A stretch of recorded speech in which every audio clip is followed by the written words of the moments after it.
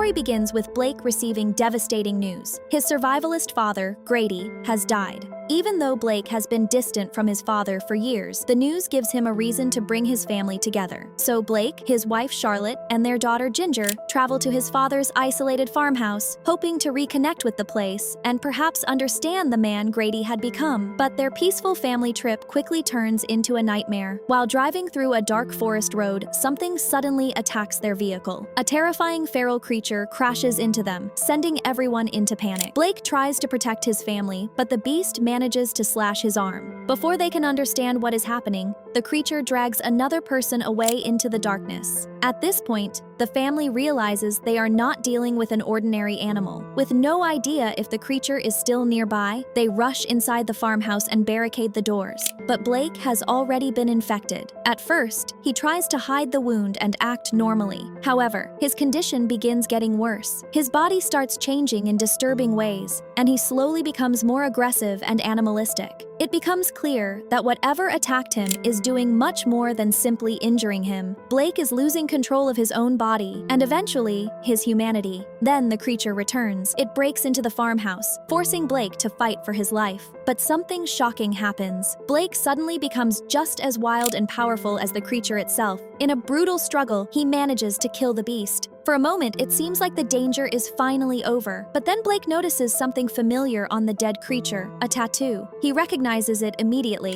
The monster he just killed is actually his father, Grady. This is where everything suddenly makes sense. Grady wasn't simply missing all those years. He had been infected and transformed into the same kind of creature that just attacked Blake. And now, Blake realizes the terrifying truth. The same curse is taking over his body. As the transformation becomes complete, Blake can no longer control himself. His instincts take over, and the man who wanted nothing more than to bring his family together becomes a danger to the people he loves most. Charlotte grabs Ginger and escapes the farmhouse, desperately searching for somewhere they can hide. They eventually reach a nearby deer blind and barn area, hoping they can survive until morning, but Blake follows them. He slowly approaches, looking more like a wild animal than the loving husband and father he once was. Charlotte knows she can't let him get close to Ginger. Still, for a brief moment, Blake seems to recognize them. There's pain in his eyes, as if some small part of the real Blake is still trapped inside the monster. But that moment doesn't last. Blake suddenly lunges toward them. Charlotte has no choice. She raises her weapon and shoots Blake, killing him, and finally ending the curse that had taken away the man she loved. As morning arrives,